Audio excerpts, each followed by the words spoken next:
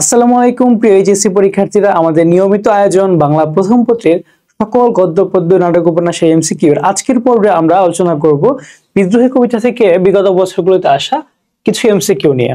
ওকে, তাহলে আসো আমরা শুরু করি। তো প্রথমে আমি এই ক্লাসটা শুরুর আগে তোমাদেরকে একটা সাজেশন দেব। তোমরা যারা বিদ্রোহী কবিতার উপরে কনসেপ্ট ক্লিয়ার রাখো না, তোমরা চাইলেই ছোট একটা ক্লাসের মাধ্যমে কনসেপ্ট ক্লিয়ার করে আসতে পারো। আমাদের চ্যানেলে গিয়ে দেখলেই আমাদের প্লেলিস্টে রিশা আপুর বিদ্রোহী কবিতার ক্লাসটা পেয়ে যাবে। তোমরা আগে, আমি সাজেস্ট করব তোমরা আগে ক্লাসটা করো ঠিক মতো, তারপর বই পড়ে তারপরে এসে আমাদের এমসিকিউ সলভ ক্লাসটা করো, তাহলে তোমার জন্য সর্বোচ্চ ভালো হবে।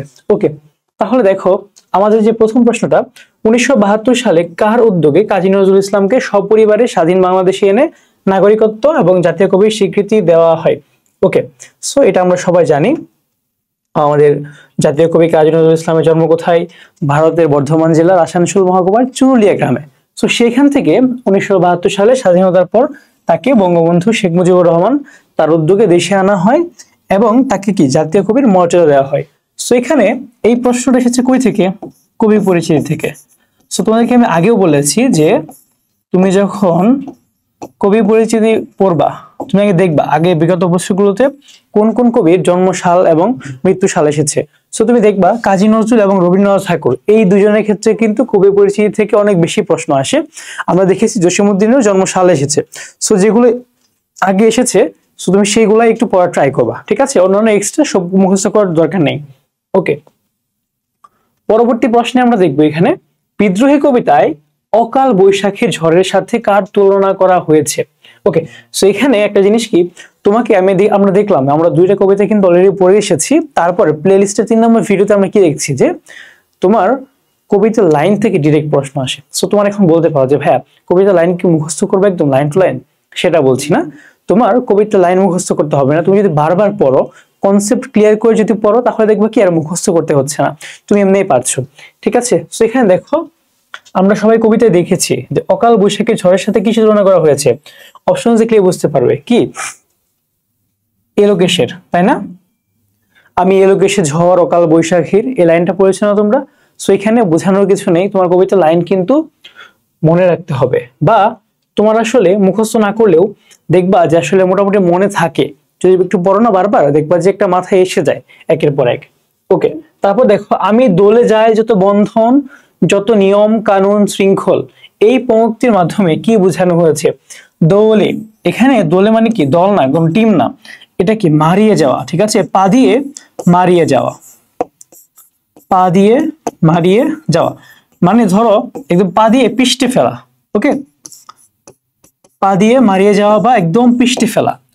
কবি কি বলছে এখানে? আমি দলে যায় যত বন্ধন, মানে কবি যত সম্পর্ক আছে সবকিছুকে একদম পা দিয়ে পিষ্টে যায়। যত নিয়ম কানুন শৃঙ্খল, মানে কবি কোনো আইন কানুন কিচ্ছু মানছে না। এখানে আমরা কি দিয়ে বোঝাবো? দেখো, কবির কোনো পরোয়া নেই, কবি নির্ভর, কবি নির্ধান্দিক, কবি মুক্ত, এটা আসলে কোনো পরোয়া নেই। ঠিক আছে, কবি কাউকেই পরোয়া করছে না বিদ্রোহী কবিতায়। আমরা যদি কবিতার থিমটা দেখি তাহলে কিন্তু বুঝতে পারবো কবি কিন্তু কাউকেই পরোয়া করছে না। ওকে, এরপর দেখো বিদ্রোহী কবিতায় ব্যবহৃত ঐতিহাসিক চরিত্র কোনটা?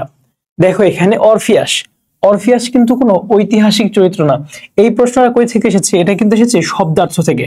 ঠিক আছে, শব্দার্থ থেকে। তো তোমাদেরকে আমি আবারও সাজেশন দিই, সব প্রশ্ন কিন্তু মূল বই থেকেই হয়। একটা গল্প বা কবিতা তুমি শব্দার্থ পড়বা, তুমি কবি পরিচিতিটা মোটামুটি পড়বা মনে রাখার মতো, তারপর তুমি হচ্ছে পাঠ পরিচিতিটাও পড়বা ঠিক মতো। ঠিক আছে, পাঠ পরিচিতি, পাঠ পরিচিতি। সো এই জিনিসগুলো যদি তুমি ঠিক মতো পড়তে পারো তাহলে কিন্তু সবকিছুই তোমার হয়ে যাবে। সো এখানে দেখো অরফিয়াস কিসের চরিত্র? সে কি একটা পৌরাণিক চরিত্র না? তার মানে কি সে পুরাণের চরিত্র একটা, মানে কি মিথ।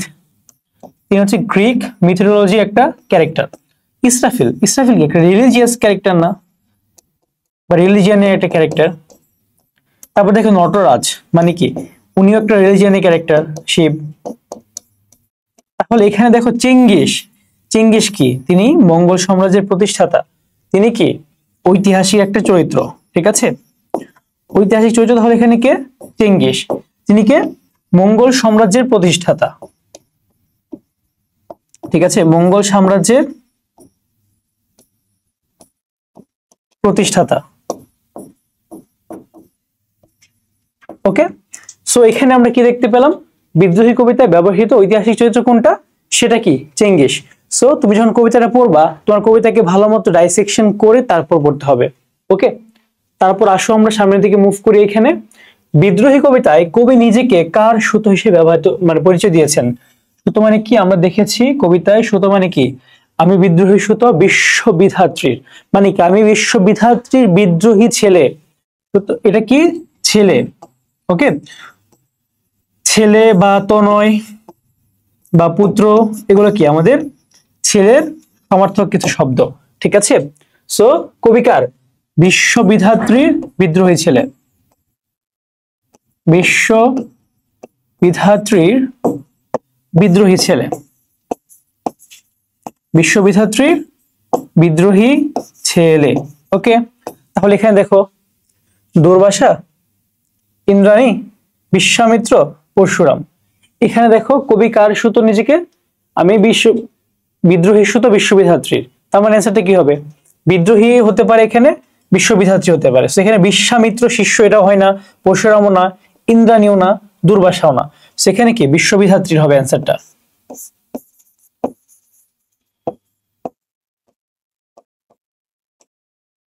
ওকে, এটা হবে অ্যান্সার, মানে বিশ্বামিত্র না, বিশ্বামিত্র শিষ্যের কথা বলা আছে, এখানে কি বিশ্ববিধাত্রীর, আমি বিদ্রোহী সুতো বিশ্ববিধাত্রীর। ওকে, তারপর আসো আমরা সামনে যাই। এখানে দেখো চির উন্নত মমশির কথাটি কিসের পরিচায়ক, দেখো বলবীর, বল উন্নত মমশির মানে কি, এখানে চির উন্নত মানে কি সমুন্নত, সর্বদা, চির মানে কি সর্বদা মানে সব সময়, অলওয়েজ, ওকে, সর্বদা, উন্নত মানে কি সমুন্নত,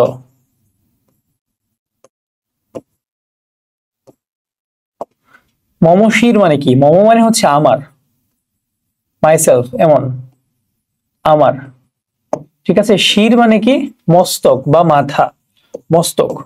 তুমি যদি এই কবিতাটাকে এরকম ভালোভাবে ডাইসেক্ট করে পড়তে চাও, তুমি কিন্তু আমাদের চ্যানেলে সার্চ দিয়ে আমাদের প্লেলিস্ট থেকে কবিতাটা পড়ে নিতে পারো, ঠিক আছে।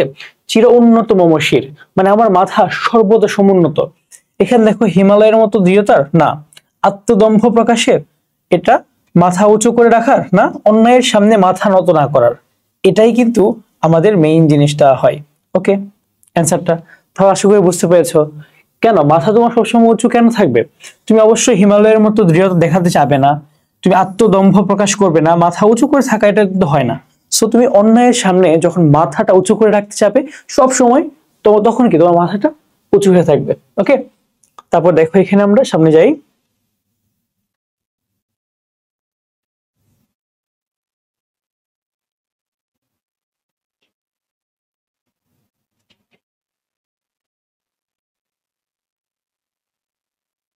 ওকে, এখন আসো বিদ্রোহী কবিতায় কবি কাকে কুর্নিশ করেন, কুর্নিশ মানে কি কাকে তিনি সালাম জানান, ঠিক আছে। বিদ্রোহী কবিতায় কাকে সালাম জানান, কবি কিন্তু শুধুমাত্র নিজেকেই সালাম জানান। ওকে, তিনি কিন্তু নিজেকে, ঈশ্বরকেও এখানে না, মাতৃভূমিকেও না, মাতা পিতাকেও না। কবি কি বলেছেন দেখো, বলবীর বল উন্নত মমশির, শির নেহারি আমারই নত শির, ওই শিখর হিমাদ্রির, ঠিক আছে। সো এখানে কি কবি নিজেকে সালাম জানাচ্ছে। ওকে, তারপর দেখো মম এক হাতে বাঁকা বাঁশের বাঁশরি, আর হাতে রণতুর্য, চরণটিতে কি প্রকাশ পেয়েছে, দেখো মম এক হাতে বাঁকা বাঁশের বাঁশরি, বাঁশির বাঁশরি আসলে কিসের প্রতীক, এটা কি প্রেমের প্রতীক না। তোমরা দেখোনি বাংলা সিনেমা তো হয়তো তোমরা দেখো নাই যে বাংলা সিনেমা আগে হচ্ছে বাঁশি বাজাতো, তারপর তোমার হিরোইন এসে যেত, হ্যাঁ। সো এটা কি বাঁশিটা প্রেমের প্রতীক। আর হাতে রণতুর্য, রণতুর্য মানে কি তোমার হচ্ছে বিউগেল, এটা ঠিক আছে বিউগেল। তোমরা হচ্ছে দেখবা আসলে ওই যে যখন কুচকাওয়াজ হয় যখন একটা জিনিস বাজায় না, পা পা পা পা পা পা পা পা পা, এই জিনিসটা, ঠিক আছে। হয়তো বেশি ভালো হয় না, এবার একটু দেখাইলাম তোমাদের, কারণ অনেকে তোমরা দেখো নাই বিউগল জিনিসটা কি। সেই বিউগলটা রণতুর্য, এটা কি, এটা আসলে দ্রোহের প্রতীক বা বিদ্রোহ বা যুদ্ধ বা দ্রোহ, ঠিক আছে। তাহলে এখানে দেখো আমাদের এই যে মম এক হাতে বাঁকা বাঁশির বাঁশুরি আর হাতে রণতুর্য, এখানে কি প্রেম ও যুদ্ধ না, তারপর হচ্ছে দ্রোহ বিরহ না, সঙ্গীত দ্রোহ না, প্রেম এবং দ্রোহ দুইটা একসাথে। ওকে,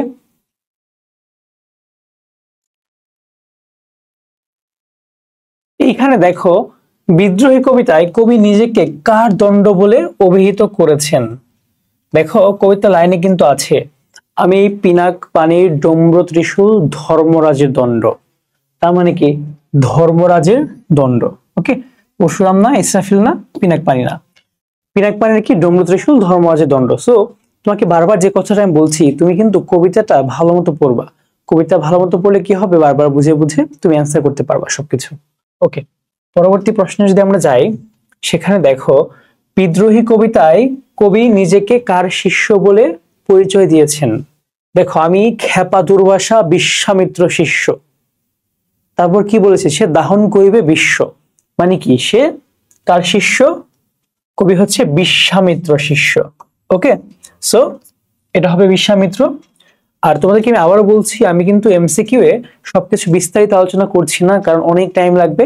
তার আগে বারবার বলছি, তুমি যদি বিস্তারিত বুঝতে চাও তোমাকে কই যেতে হবে, আমাদের চ্যানেলে গিয়ে প্লেলিস্ট সেগমেন্টে দেখবা রিশা আপুর ভালো ক্লাস আছে, সেই ক্লাসটা দেখলে তুমি সব বুঝতে পারবে আশা করি।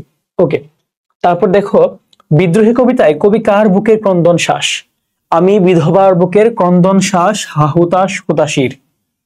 অপমানিতের না, অপমানিতের বুকের মরম বেদনা, উৎপীড়িতের ক্রন্দন রোল আকাশে বাতাসে ধ্বনিবান, এটা আছে হাহুতাশ হুতাশির।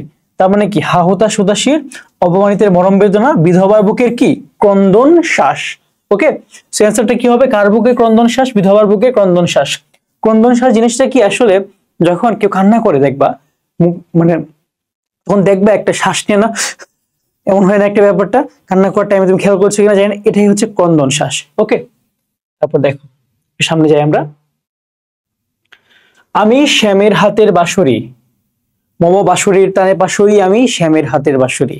দেখো মানে বাঁশরির টানে সে একদম সবাইকে সব ভুলিয়ে ফেলবে, ঠিক আছে, এমন একটা অবস্থা। আর সে কে, শ্যামের হাতের বাঁশরি, এটা বলছে কবি। এই পংক্তিতে কবির কোন সত্তা প্রকাশ পেয়েছে? দেখো শ্যামের কিন্তু এখানে প্রেমিক সত্তাটা প্রকাশ পেয়েছে। বিদ্রোহী না, কঠোর না, কোমল, কোমল না, এখানে কবির কি প্রেমিক সত্তাটা, মানে শ্যামের হাতের বাঁশরি মানে কি, দেখো শ্যাম কিন্তু মানে বাঁশরি, শ্যাম এবং বাঁশরি দুটো কি সত্তা, প্রেম, প্রেমের। হ্যাঁ, কবি নিজেকে প্রেমিক, বিদ্রোহী সবকিছুই দেখিয়েছেন এই কবিতাতে। ওকে, তারপর আসো এখানে, তিথি অত্যন্ত রাগী প্রকৃতির মেয়ে, ক্রোধান্বিত হলে হিতাহিত জ্ঞান থাকে না। তিথির সাথে বিদ্রোহী কবিতায় কার মিল রয়েছে? দেখো এখানে দেখো চেঙ্গিস খান, চেঙ্গিস খানের কনটেক্সট এখানে কবিতায় কিন্তু বলা নাই তিনি কেমন ছিলেন, কিরকম। পিনাক পানির নিয়েও বলা নাই, নটরাজও বলা নাই। এখানে খেপা দুর্বাসা, খেপা দুর্বাসার কনটেক্সটটা কি, তিনি কিন্তু একজন মুনি ছিলেন, হ্যাঁ, কোপন স্বভাব বিশিষ্ট, তিনি কিন্তু প্রচন্ড রাগে ছিলেন, তিনি কিন্তু একদম অভিশাপ দিতেন, একটু রাগ করলে কি অভিশাপ দিয়ে ফেলতেন, ঠিক আছে। সো ওনার সাথে তিথির সাথে কাল মিল আছে খেপা দুর্বাসা। ওকে, তারপর আসি আমরা সামনে মুভ করি একটু। বিদ্রোহী কবিতায় কবি বিশ্বকে নিক্ষত্রিয় করতে চান কেন?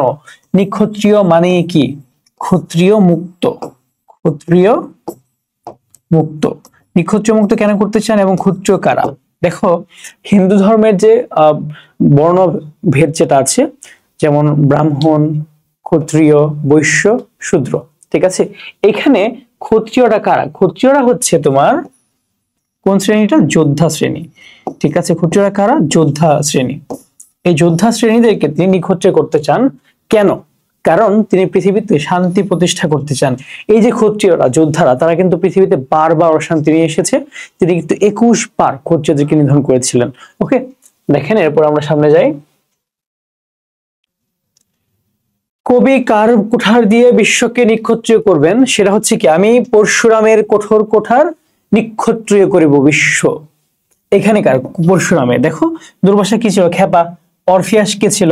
অরফিয়াস কি, তিনি তার সুর দিয়ে তার ভালোবাসার পাত্রী ইউরিডিসকে বাঁচাতে চেয়েছিলেন। হ্যাঁ, ইসরাফিল কি, ইসরাফিল হচ্ছে সিংহায় ফু দিবে। ওকে, সো এখানে কি হবে অ্যান্সার, পরশুরাম। ওকে, তারপর দেখেন বিদ্রোহী কবিতায় কবির অশান্ত হয়ে ওঠার কারণ কি? এখানে দেখো অ্যান্সার গুলা, নিপীড়িতের মানবতার জন্য, এটাকে আমরা ধরতে পারি। অবশ্যই শুরুতে মনে হচ্ছে কি, নিপীড়িতের মানবতার জন্য।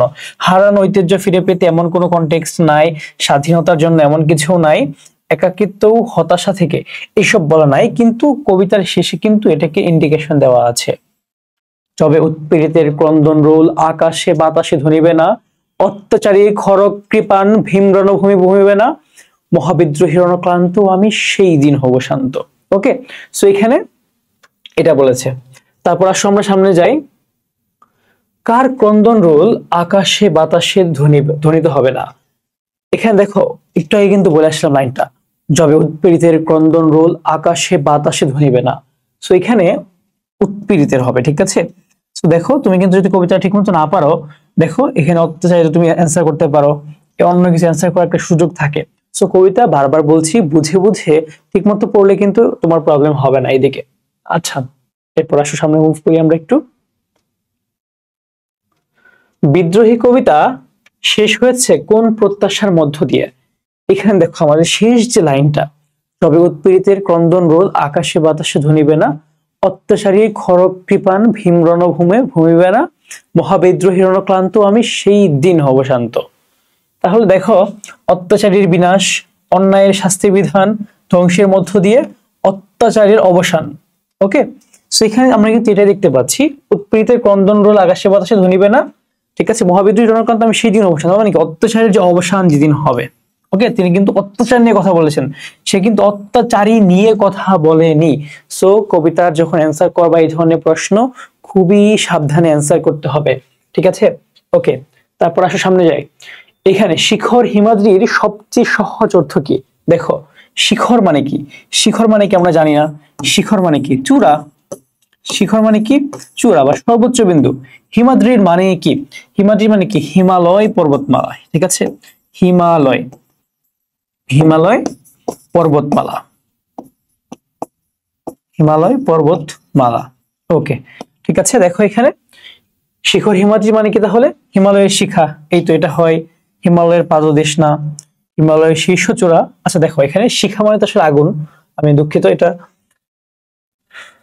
হিমালয়ের আসলে শিখর। এখানে কি হবে? হিমালয়ের শীর্ষ চূড়া। হিমালয়ের শীর্ষ চূড়া যেটা, সেটাই হবে কি অ্যান্সার। হিমালয়ের যে শীর্ষ চূড়া, সেটাই হচ্ছে কি অ্যান্সার। ওকে, মানে কি মাউন্ট এভারেস্ট, যেটা মাউন্ট এভারেস্ট সবচেয়ে বড় যেটা হিমালয়ের চূড়া, ঠিক আছে, সেটা কোনটা? মাউন্ট এভারেস্ট, সেইটা। ওকে, তারপর আসো আমরা সামনের দিকে একটু মুভ করি। এখানে বিদ্রোহী কবিতায় নটরাজ বলতে কাকে বোঝানো হয়েছে? বিদ্রোহী কবিতায় নটরাজ বলো, আমি ধৈর্যটি এলোকেশে ঝড় ও কাল বৈশাখীর, ঠিক আছে, সেটা কে? মহাদেব। মহাদেবটা কে বলতো? মহাদেবটা কে? শিব। ওকে, এটা কবিতা ভালো মতো পড়তে হবে, বারবার বলছি। এরপর দেখেন, সুত শব্দের অর্থ কি? এটা কিন্তু আমরা একবার দেখে আসলাম, সেটা কি? পুত্র, ঠিক আছে। সুত, তারপর হচ্ছে দেখো তনয়, আমি বিদ্রোহী, আমি মহাবিদ্রোহী, বিদ্রোহী সুত বিশ্ববিধাত্রীর। তনয় বলো, পুত্র বলো, তারপর হচ্ছে সন্তান বলো, এরকম অনেক কিছু আছে। ছেলে, আর ধরো যে বিভিন্ন ভাষায় বিভিন্ন জেলা ভিত্তিক সাওয়াল, ঠিক আছে, এরকম। তারপর চট্টগ্রাম হলে পোয়া। আচ্ছা, তারপর নোয়াখালী হলে কি? ফোয়া। ওকে, তারপর দেখো, বিদ্রোহী কবিতায় প্রণবনাদ বলতে কি বুঝিয়েছেন? এখানে প্রণবনাদ প্রচন্ড। প্রণবনাদ প্রচন্ড কি? এটা হচ্ছে ওঙ্কার ধ্বনি। মানে হিন্দু ধর্মের পুরাণ অনুযায়ী, হিন্দু ধর্ম অনুযায়ী তাদের কিন্তু যখন দুনিয়াটা ধ্বংস হয়ে যাবে, তখন কি একটা প্রচন্ড ওঙ্কার ধ্বনি দেওয়া হবে, ঠিক আছে, সেটাই কি? প্রণবনাদ। প্রণবনাদ প্রচন্ড। ওকে, তারপর দেখো, বিদ্রোহী কবিতা এখানে অগ্নিবীণা কাব্যগ্রন্থ কত সালে প্রকাশিত হয়েছে? অগ্নিবীণাটা প্রকাশিত হয়েছিল তোমার 2022 সালে, 1922 সালে, সরি, 1922 সালে কিন্তু প্রথম এই অগ্নিবীণা কাব্যগ্রন্থটা প্রকাশ পেয়েছিল, ঠিক আছে। বিদ্রোহী কবিতার শতবর্ষ পূরণ হয়েছে কবে? এখানে বিদ্রোহী কবিতাটা লেখা হয়েছিল 2020 সালে, হচ্ছে এটা হয়েছে, এটা লেখা হয়েছিল কবে? 1920 সালে। কিন্তু কবিতাটা প্রকাশ হয়েছিল, গ্রন্থটা অগ্নিবীণাটা, সেটা কি 1922 সালে। এটা মনে রাখবা, 1920 সালে কি হয়? বিদ্রোহী কবিতা লেখা হয়, ঠিক আছে। 1920 সালে কি হয়? বিদ্রোহী কবিতা লেখা হয়। 1922 সালে গিয়ে অগ্নিবীণা কাব্যগ্রন্থটা কি প্রকাশিত হয়। ওকে, এটা হচ্ছে উল্টাপাল্টা করা যাবে না, এটা একটু মাথায় রাখতে হবে। ওকে, আসেন সামনের দিকে যাই আমরা। এখানে বিদ্রোহী কবিতাটি কবির কোন কাব্যগ্রন্থ থেকে সংকলিত? সেটা কি অগ্নিবীণা। কত সালে প্রকাশিত হয়েছিল? 1922 সালে। ওকে, তারপর আসেন, কোথায় গেল? আচ্ছা, এখানে বিদ্রোহী কবিতার মূল চেতনা প্রকাশিত হয়েছে কোন পংক্তিতে? এখানে দেখো, সংসারে গড়িব এক নতুন সমাজ, মোরা একটি ফুলকে বাঁচাবো বলে যুদ্ধ করি, আমার সোনার বাংলা আমি তোমায় ভালোবাসি, সকল দেশের রানী সেজে আমার জন্মভূমি। দেখো এখানে কিন্তু জন্মভূমি নিয়ে কিছু নাই, আমার সোনার বাংলা আমি তোমায় ভালোবাসি, দেশকে ভালোবাসা নিয়েও তেমন কিছু নাই, মোরা একটি ফুলকে বাঁচাবো বলে এমন কোনো থিমও নাই। সো সংসারে গড়িব এক নতুন সমাজ, কবিতার শেষের দিকে কিন্তু এই থিমটা তুমি পাবে। ঠিক আছে, কি থিম ছিল সেখানে? মহাবিদ্রোহীর অনক্লান্ত আমি সেই দিন হব শান্ত। কবে শান্ত হবে? যবে উৎপীড়িতের ক্রন্দন রোল আকাশে বাতাসে ধ্বনিবে না, অত্যাচারী খরা কৃপান ভীম রণভূমি ভুনিবে না। ঠিক আছে, এইটা। এখানে দেখো, জাগরে কৃষাণ সপ্ত গিয়েছে, কিসের আর ভয়, উদ্দীপকটি এই বিদ্রোহী কবিতা যে ভাব ফুটে উঠেছে। এখানে দেখো, জাগরে কৃষাণ সপ্ত গেছে, কিসের ভয়, মানে ভয় পাওয়া যাবে না। ঠিক আছে, এখানে দেখো, এখানে মানে বিদ্রোহ কি হয় না। ঠিক আছে, এখানে কি দেখো, প্রতিবাদটাও হয় না, এখানে প্রতিরোধ সেটাও হয় না।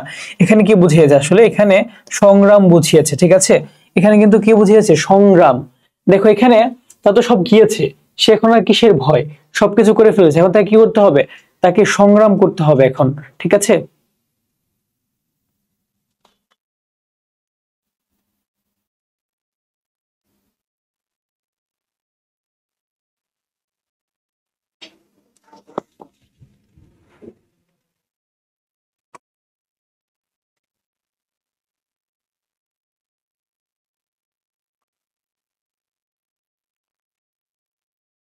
এরপর দেখো, জাগরে কৃষাণ সপ্ত গেছে, কিসের আর ভয়, উদ্দীপকটিতে বিদ্রোহী কবিতা যে ভাব ফুটে উঠেছে সেটা এখানে দেখো, বিদ্রোহ, সংগ্রাম, প্রতিবাদ, প্রতিরোধ।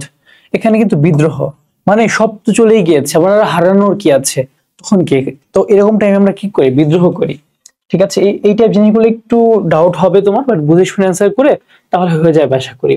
তারপর দেখো, মহাজনের কাছ থেকে টাকা নিয়ে লতিফ একটি চায়ের দোকান দিয়েছে, সাপ্তাহিক সুদ দিতে দিতেই সে হয়রান, ব্যবসাতে লাটে ওঠার অবস্থা, গ্রামে লতিফের মতো অনেকেই মহাজনের অত্যাচারে জর্জরিত, একদিন লতিফের নেতৃত্বে সবাই মহাজনের বিরুদ্ধে ফুঁসে ওঠে।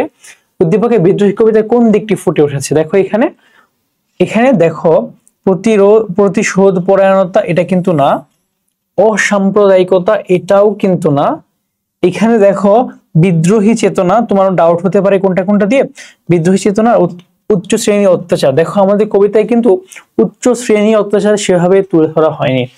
সো অ্যান্সারটা কি হবে? বিদ্রোহী চেতনা। ওকে, তো বুঝে বুঝে দেখো, কবিতার থিম যাই থাকুক, যখন এই ধরনের ডাউট হবে তোমার অপশনস এর মধ্যে কবিতায় কি বলা আছে সেটা তোমার দেখতে হবে। হ্যাঁ, কবিতায় যা বলা আছে সেটা অনুযায়ী অ্যান্সার করবা। এরপর দেখো এখানে, ভাঙা ঘর ভাঙা ভিটেতে জমেছে নির্জনতার কালো, হে মহামানব এখানে শুকনো পাতার আগুন জ্বালো, উদ্দীপকের সাথে সাদৃশ্যপূর্ণ পংক্তি কোনটি? এখানে দেখো, মম এক হাতে বাঁকা বাঁশের বাঁশরি, বলো বীর বলো উন্নত মম শির, আমি মানি না কোনো আইন, আমি উন্নত উন্মনমন উদাসীর। দেখো এখানে, এখানে বলছে শুকনো পাতার আগুন জ্বালতে। ঠিক আছে, তার মানে কি? আমি উন্মনমন উদাসীর হবে না, আমি মানি না কোনো আইন এটাও হবে না, মম এক হাতে বাঁকা বাঁশের বাঁশরি মানে প্রেম নাই এখানে, এখানে কি মাথা উঁচু করতে হবে। ঠিক আছে, ওকে। তারপর আসো, ভাঙা ঘর ভাঙা ভিটে, ভাঙা ঘর ফাঁকা ভিটেতে জমেছে নির্জনতার কালো, হে মহামানব এখানে শুকনো পাতার আগুন জ্বালো। আগেরটাই। উদ্দীপকে বিদ্রোহী কবিতার কোন ভাবের প্রকাশ ঘটেছে? দেখো, মহানুভবতার অনিন্দ প্রকাশ, অন্যায় অত্যাচারের বিরুদ্ধে সোচ্চার হওয়ার যে আহ্বান সেটা। তারপর দেখো, বিদ্রোহী চেতনার অবসানের আহ্বান, রাজশক্তিকে সতর্কতা প্রদান। ঠিক আছে, এখানে দেখো অন্যায় অত্যাচারের বিরুদ্ধে কি সোচ্চার হওয়ার যে আহ্বানটা সেটাই কিন্তু আমাদের এখানে প্রকাশিত হয়েছে। ওকে, তারপর দেখো, কোথা চেঙ্গিস গজনী মামুদ, কোথায় কালাপাহাড়, ভেঙে ফেল ওই ভোজনালয়ের যত তালা দেওয়াদার। এখানে উদ্দীপকের ভাববস্তুর সাথে বিদ্রোহী কবিতার কোন চরণটির সাদৃশ্য রয়েছে? দেখো, আমি ভেঙে করি সব চুরমার, আমি মানি না কোনো আইন, আমি অনিয়ম উশৃঙ্খল। দেখো এখানে সব ভেঙে ফেলতে বলছে না, এখানে দেখো আমি অবসান নিশে অবসান এটা তো হবে না, আমি অনিয়ম উশৃঙ্খল সেটাও হবে না, এখানে আমি মানি না কোনো আইন, সেটাও হবে না। অ্যান্সারটা হবে কি, আমি ভেঙে করি সব চুরমার। এখানে কি সব ভেঙে ফেলতে বলতেছে না, সো এইটাই হবে থিমটা। ওকে, তারপর আসো আমরা আবার সামনের দিকে মুভ করি। এইখানে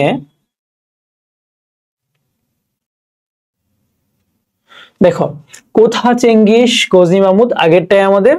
কোশ্চেনটা হচ্ছে নিচে কোনটি সঠিক, আমাদের দেখতে হবে এখানে কোনটা সঠিক। দেখো, অন্যায়ের প্রতিবাদ আছে, অত্যাচারীর বিরুদ্ধে বিদ্রোহ আছে, নির্যাতিতের আত্মচিৎকার, সেটা কিন্তু আমাদের উদ্দীপকে নাই। ঠিক আছে, তুমি দেখো এখানে কি ভেঙে ফেলতে বলতেছে, কিন্তু নির্যাতিতের যে আত্মচিৎকার সেটা কিন্তু এখানে আপাতত নাই। ঠিক আছে, সো অ্যান্সার হবে কি 1 and 2। ওকে, তারপর আসো আমরা সামনে যাবো আবার।